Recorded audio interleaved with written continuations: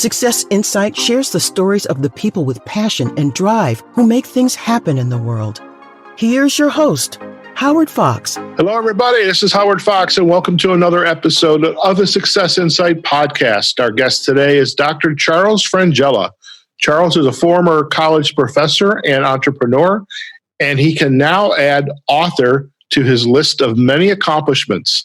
His new book is Never Expected: Principles for Living, and this was published this past September by Archway Publishing. Never Expected: Principles for Living is a compilation of statements, quips, and words that Chuck has collected over the years from unexpected encounters and casual conversations. Dr. Charles Frangella, welcome to the Success Insight podcast. Well, thank you for having me, and I appreciate you inviting me to be on this podcast. I've been looking forward to it. Fantastic. And if I may call you Chuck, is that okay? That's okay. Perfect. Thank you so much. So, Chuck, I would love if you could share a little bit about your background before we kind of dive into the book. And I'm really excited to get into this book. But share a little bit with our audience just to kind of create some context of your journey as a professor and entrepreneur. And as you shared with me on the phone when we first met each other, you kind of talked about how literally throughout your life you've been collecting content, which now is a part of this book. So share a little bit about your story with us. Well, when I got out of high school, and of course I went to college, and I traveled around, it's really sort of interesting that we're talking about this right now because just today I met a young man in a diner, and he had just graduated from the Air Force Academy. And we got talking and whatever, and his dad's running for sheriff locally here. And I said, oh, yeah, I was going to go to the Air Force Academy. And I said, I got the commission from my senator and all that. And I said, then when I was ready to graduate, instead of going there, I went to a different school. And I said, that's one of those things that I've kind of regretted. But then you look back and the regrets are maybe not as much as you think, because my life took a different path, but I'm pleased with the way I went. I ended up traveling, going to several different colleges before I graduated. As we were talking earlier, I got almost to my graduation. I got into my last year of college, and then a whole lot of events took place, and I ended up quitting college, went into business, and I went into the real estate business and construction business, and then I bought a farm, and I was raising some cattle and raising some horses, and just was really involved, young guy, starting out, and I had all this stuff going, and one thing after another. And then one day a man walked in my office, my real estate office, and handed me a living New Testament and invited me to a Bible study. And I thought, this guy has no idea where I'm at. And, you know, I just thought, well, I'll go to your Bible study. You know, he's a nice guy. He was a friend that I knew. And so I went to his Bible study, and then before I knew it, I was struggling with the whole truth of what I was reading in the Bible and all of this sort of thing. And it just was overwhelming. And one day I invited Christ in my life, and I became a Christian, and it changed my life, changed my direction. And it really kind of opened my mind to a lot of things. And all of a sudden, I became a lot more aware of events that were going on in my life. I mean, everyday events. And over the years, I've had such a privilege of meeting so many people. I mean, well-known people. And, you know, you sit back every once in a while and you have to ask, why do I get to meet these people? And I've got friends that have never met anybody well-known or anybody of any kind. But anyway, then I started being aware of that. And I've been really blessed, Howard, to have people say things and speak into my life, and it really impact me, really make a change, make a difference.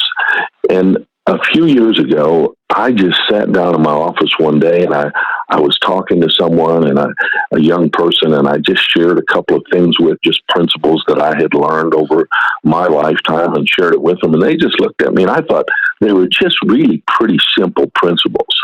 And I just shared it with them, and this person looked at me like, I had never thought of that, never And I thought, this is simple stuff here. There's a lot of things that don't get passed along in life. And oddly, some of the good principles don't get passed along. And that's what really prompted me to write this book. I sat down one day and I got to realizing that, boy, I've been blessed to have all this stuff poured into me. Maybe I need to share some of that with other people. And let me say that the principles in the book, some of them people will read and go, oh, that's simple. I've read that 100 times. It's not so much the principle itself as what I've been able to do with the principle as far as looking into it, breaking it down, and making it more applicable to your life. That was the strength of the book. It's not that, oh, this is a principle that nobody's ever heard of before and it's the most amazing principle. That's not the point. It's sometimes we hear things, and just like there's a chapter in my book and it's titled, "It's Not the Bottom Line," because that's a phrase that we use so much. Right. And it's just common, and everybody uses it, and everybody uses it for anything they want to use it for, Well, I've got a chapter in my book that deals with the principle irreducible minimum, which was something that was shared with me, and it just threw me for a loop. And I thought, irreducible minimum, what in the world is that? The only thing I could think of is when you're doing a division a division problem in math, But and in the book, I explain the difference between irreducible minimum and bottom line. They often could be misconstrued, but bottom line is a simple accounting term that really doesn't apply in all the places that we apply it. But more importantly, irreducible minimum does apply to most of the places that we apply bottom line. Because bottom line is not really the end of the story. It's just the bottom line that I'm trying to get to. But irreducible minimum is the final of the final. It's the very bottom of everything. It's the very thing that we avoid doing. We don't like to bring things to their irreducible minimum. And I point that out in the book, that news stories, you listen to a news story and sometimes you're sitting there and you go, well, why don't they just do this or just do that? And instead you hear all of this rhetoric that goes on for weeks. They stretch a story out for weeks.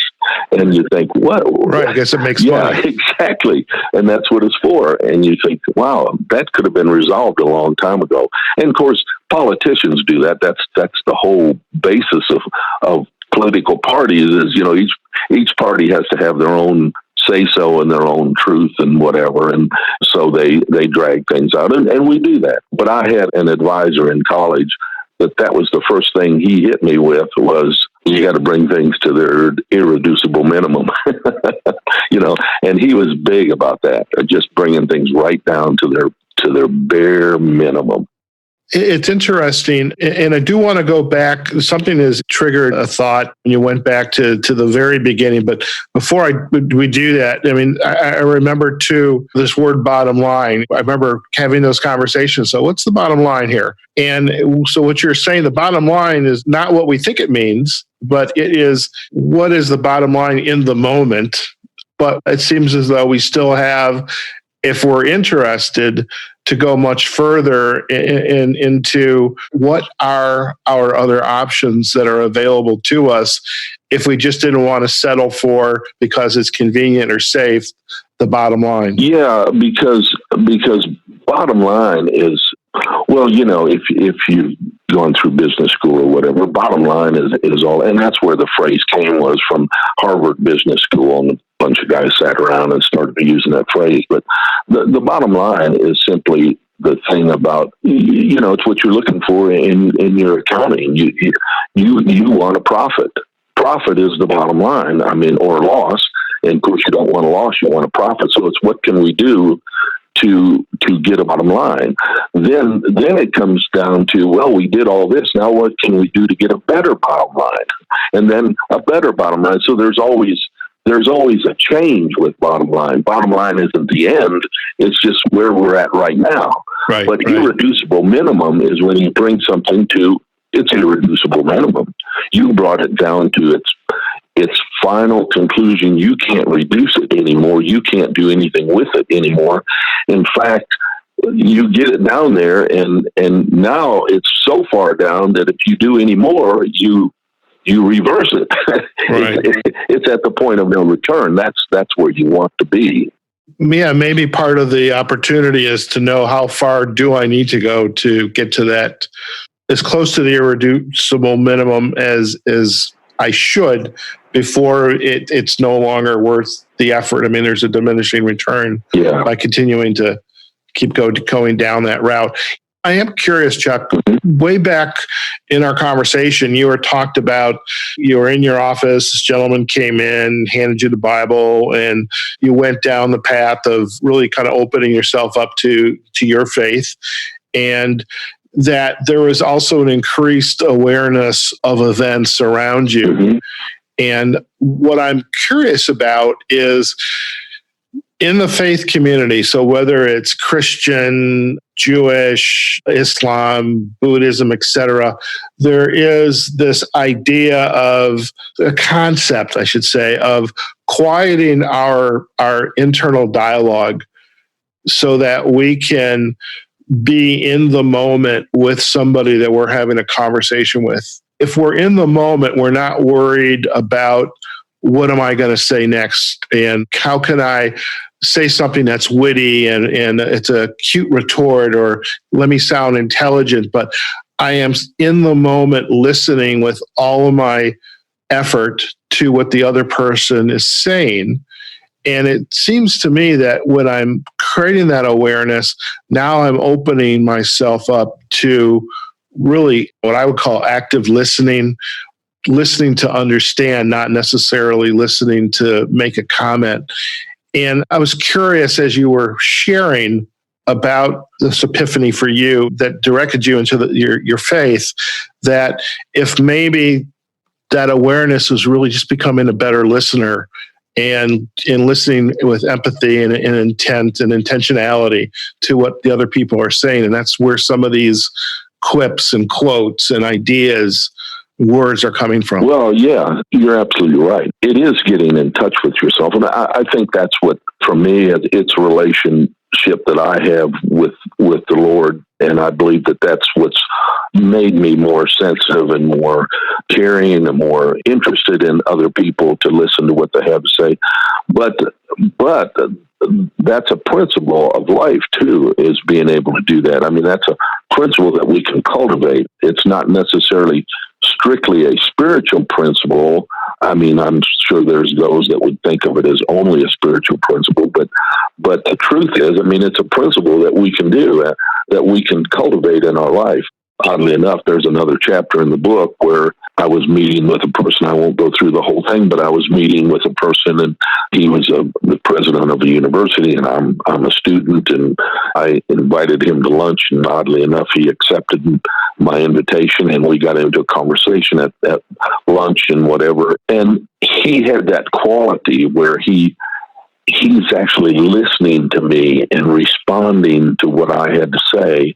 And it was really impressive. It was overwhelming to me. As a student, I'm thinking, this guy's a university president and he's interested in what I have to say. You feel that inequity there. But the truth is that he was genuinely interested, because that's what he cultivated in his life, was to actually pay attention to the moment and make the moment important. And that's what I try to point out in the book, and that's what I think is important for all of us, that I think we miss a lot of those never expected moments. They just go right past us because we don't apply ourselves to it. We're not as interested in the moment as we are in something that's going to happen later in the day or next week, or our mind is somewhere else instead of right where it needs to be, right now, right today. What am I doing right this minute? And make this the most important thing. I think that's interesting as you're stating that. Is you're in West Virginia right now, correct? Right. And I'm in a big city, and I'm in the Midwest. I'm in Chicago. Now, I don't know what it's like to walk down Main Street where you're at in West Virginia, But I'll tell you, in Chicago, if I go down, take a bus, I mean, all I have to do is get on a bus, Chuck. Everybody has got their cell phones in their hands, and they're playing a game, they're texting, they're talking, they're listening to music. But I will tell you, their heads are down, and it scares me, it amazes me, and it makes me sad. All of those emotions, because I wonder what events will never happen because they were looking down. Yes. And because we're so centered about what I need, what's the song I'm going to play? Am I going to get the next highest score on Candy Crush or whatever that game is called? Or am I going to meet my friends for a drink, et cetera, et cetera? But everywhere you go, people are just looking down on their cell phones. And I see families sitting at dinner and everybody's got a smart device, whatever it is, people walking across the street. And I think this idea that you've just shared with the university professor, he was intently, we've lost the brilliance or the importance of that being in the moment and just really taking an active interest in the other person. And I wonder how we get that back personally. Well, that's a good question. How do we get it back? And I think we have to start with, again, I have another chapter in the book. This is kind of amazing. We just keep going back to the book, but that's the goal here, Chuck. We're constantly going back to the book. Yeah, but something that really hit me a long time ago, years ago, was this whole idea of passing the mantle. And in the Bible, in the Old Testament, the most famous event in the Old Testament, not famous event, but the most famous event of someone passing the mantle along was Elijah and Elisha. And Elisha, he was the student of Elijah, and Elijah being this fiery prophet and whatever, and of course he got caught up in a chariot and whisked off into heaven and so forth. But Elisha, he wanted what Elijah had. And he just wanted that, whatever it was. And I won't go through the whole thing in the book, but the essence is that Elijah was willing to let his mantle fall to Elijah if he did certain things. And that's the process of passing the mantle. Now, when I say that, if we go back to our great-grandfathers and our grandfathers and our fathers, that was a common thing. The great-grandfather, he passed certain things down to the son, to his son, and then to the next son. And I'm not talking about a chest of drawers or a cabinet or whatever, but principles of integrity and how to be truthful and how to be respectful and responsibility and sacrifice and those kinds of things. And they were careful to make sure that they passed those things along. And that is what seems to be disappearing in our society. The essence of who we are is not being passed along to the next generation. And that's essential. That's essential to society because every society gets caught up in the things around it. And then before you know it, the society is gone.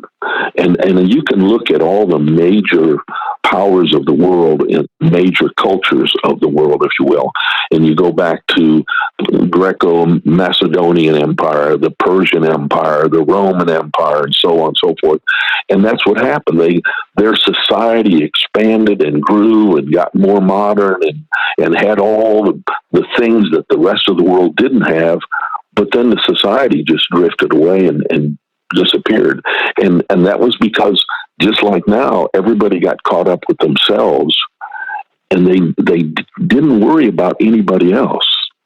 And it appears like they worry about everybody else. Like if you look at the Roman Empire, hey man, they went to the big Colosseum, they're all rubbing elbows with one another, and you think that everything was cool.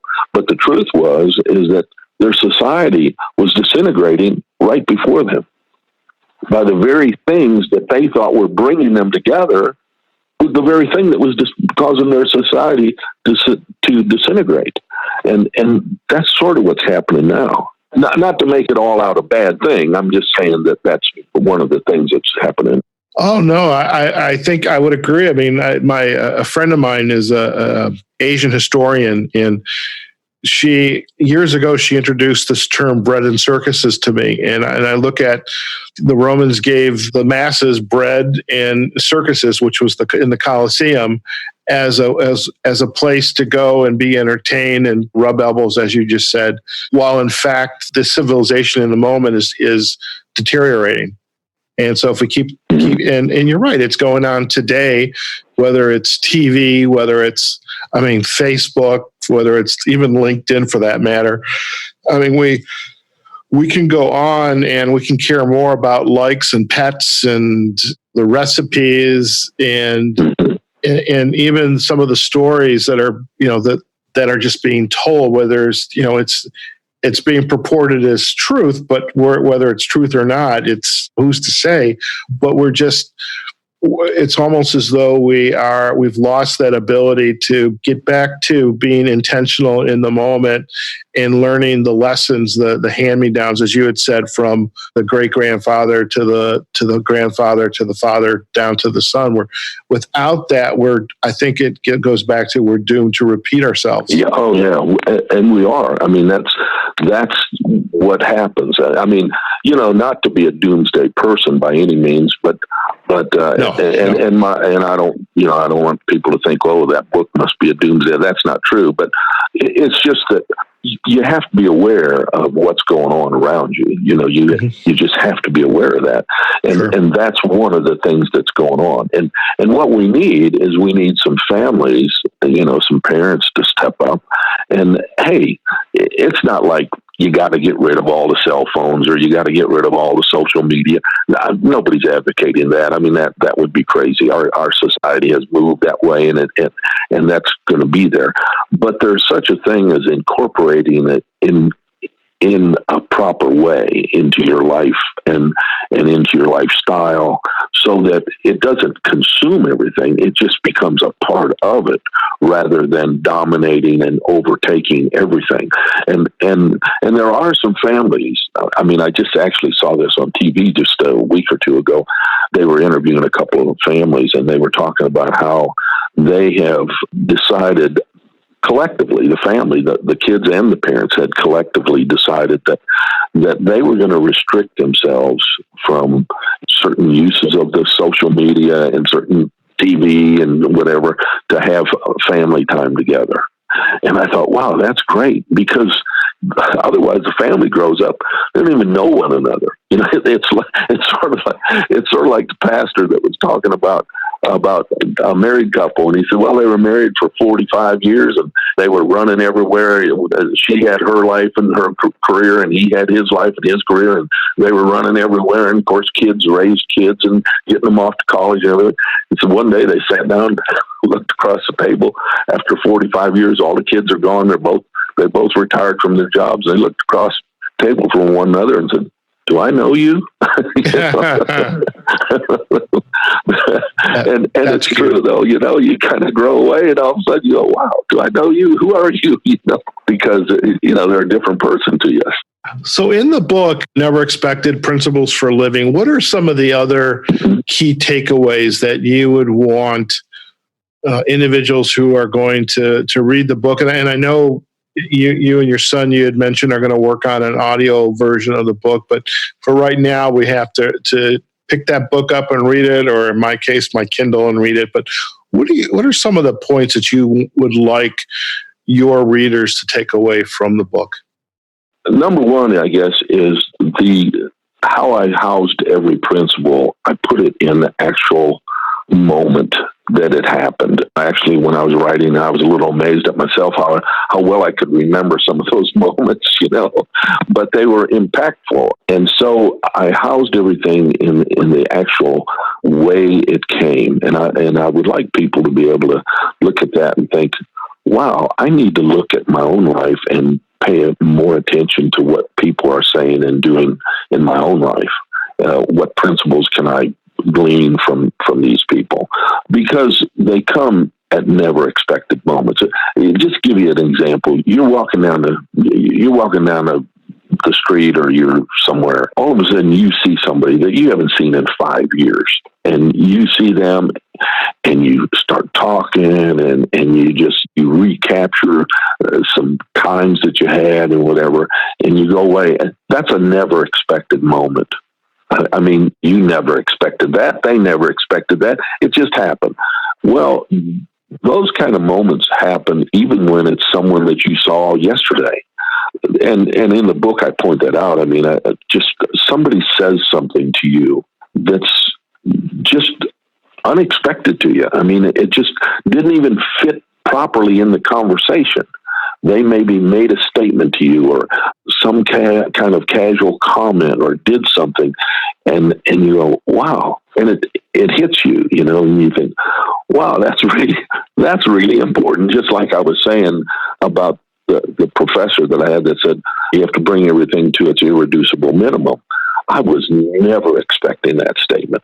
When I went into his office that day, I brought my what I had done on my thesis and so forth, and I was expecting him to, you know, do this and do that. I looked at that thing after I had brought it in a few days earlier, and when I went back, I was expecting to see a few marks on it and a couple of suggestions, and instead I saw this paper that was, I mean, Lord, it had so much red on it. I thought he wore out about 5 red pencils on this thing. You know, it was so marked up. And he looked at me and he said, "You need to bring things to their irreducible minimum." And it went right over my head. I mean, I didn't even hear it. It just went right over my head. I'm looking at that paper and I'm trying to gasp for air because I can't even breathe. I'm looking at this thing and go, wow. And then it hits me that he just said that, and I didn't have a clue what it meant, but I went and I looked it up, but it took me probably 4 or 5 years before I could actually incorporate that into my thinking and my lifestyle and whatever. But the point is that it never left me. I kept thinking about that. It kept reoccurring, and I kept thinking about it. And I would have things, and I would apply that, and I think, oh, that should have been. We should have done more to that. We should have brought that more, reduced that down more. We should have analyzed this more, or whatever. And it's those kinds of things that go on, and they become valuable principles for living. I feel that I was really blessed to have, I mean, when I started this book, Howard, I had, 35 or 40 that I wrote down. I put 12 into the book. I could have wrote 35, but I thought 35 chapters, and nobody's going to read 35 chapters, you know. Well, it just means you have 3 more books. Yeah. 2 more books. So, but that's one thing. The other thing is that the simplicity of the principle is not always what's important. Sometimes it's important when you break it down and you find out what that principle really means. Just like I was saying about bottom line, we throw the term around, and that's a good principle. But if you really break it down, do all the components really mean something? And I'll give you a little tip out of the book. Was one of the chapters deals with a person that said something to me just totally out of the dark. He just threw a phrase out there in response to some things I was saying. It so caught me off guard. I couldn't even believe it. I thought, well, that's not the answer I would have given. It's not the answer I expected or whatever.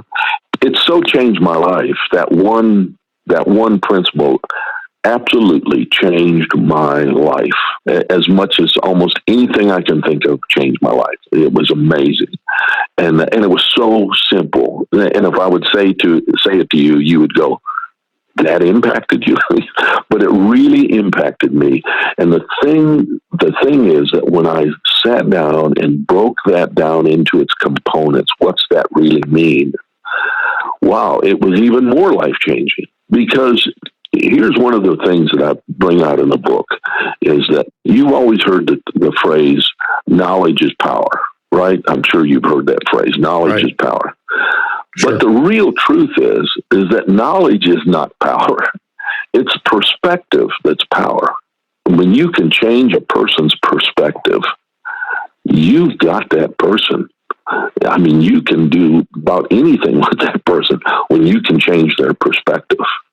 And now, it may take knowledge to do that, but not necessarily is it all correct knowledge. You can use facts, but you can use facts that don't really apply to the principle or to the point of what you're dealing with.